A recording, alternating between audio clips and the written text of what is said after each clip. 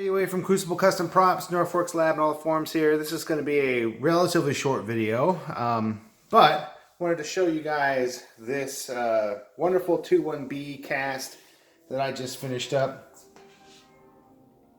It is a Zorg cast. Zorg is a username on the RPF.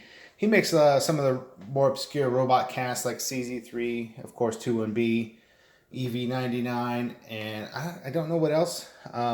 But his casts are his own sculpts, and they're really, really good. So this is his kit. Mine is this is a real Shure 55 mic that I cut and cut the base off, of course. And now this mic was kind of trouble because when it came, it was the cheapest one on eBay. And I figured that the guy who commissioned this would like this a lot more than the cast one. It just brings something else to it.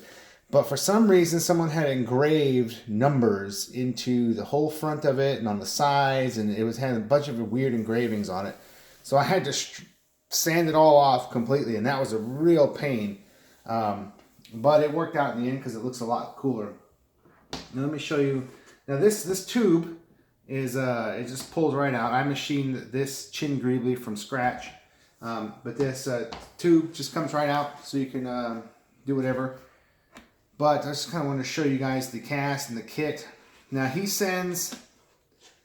nowadays he sends the kit with the neck and the neck ring here, whereas before my original cast just was the top, and I had to wait a really long time to get this and this. But now everything comes together. It comes with a lighting kit inside. So it runs off a 9-volt battery. So you can kind of see there what he looks like all lit up. It's pretty cool. In fact, let me close these blinds here. Maybe that helps a bit.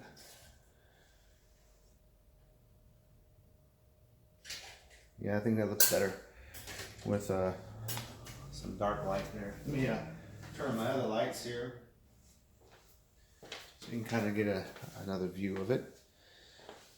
So anyway, this 9-volt battery isn't gonna, you can display it for just a little while, but I wouldn't leave it on like that. I accidentally left mine on for a few hours and it completely killed the battery.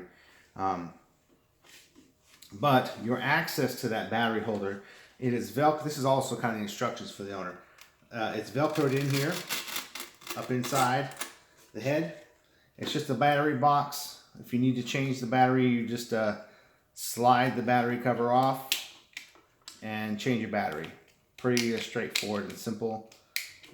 Slide the back on, turn it on and off. There's an on-off switch right here, and you just simply Velcro it back up inside the head, and you're good to go. But I wanted to show you some of the greeblies here. Now, he sends everything with the V8 parts here and some magnets. So you drill through and mount the magnets here. On mine, I machined them from scratch before using magnets. And of course, the Alice band is actual real metal here. So not too much to say about the build. Well, it's just the trimming this out and making it fit and work is really a pain in the butt.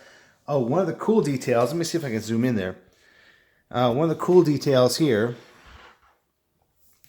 inside the mic, so nobody really knows exactly what greeblies were in the one that had the greeblies in it.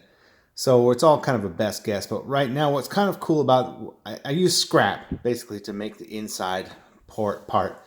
But what it is the thumb nut from a Han Solo DL44 blaster kit that I had left over. This part is the neck from a Luke Skywalker V2 lightsaber that I had built, and I machined that completely from scratch for an FX build. And what had happened when I was tapping the hole, this last thing I was doing was I was tapping a hole. The tap broke inside of it, which basically rendered it completely useless.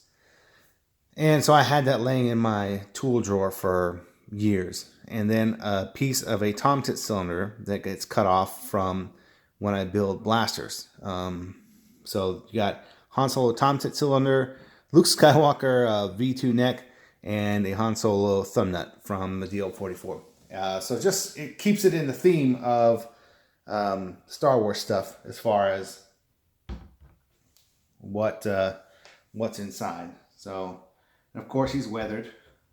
It's a 3-stage paint process, 4-stage actually. So primer, then you have a base blue, and then you have a kind of silver blue, and then a weathering layer on top of that. So pretty cool.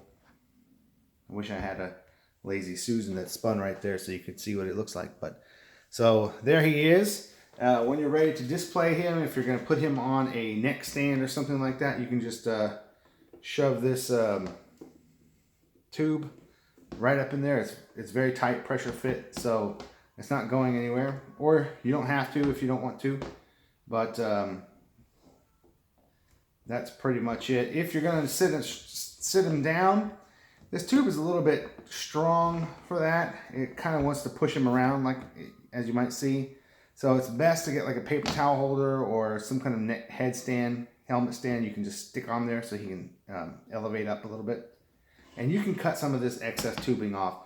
One of the 2-1Bs on screen has a piece of this exact tubing, this crosshatch mesh style, up inside the neck, among with other things. So you could put that in there, a little piece of that in there too. Just depends on how you want to look at it. But anyway, there it is, Zorg Cast 2-1B head, and thanks for looking.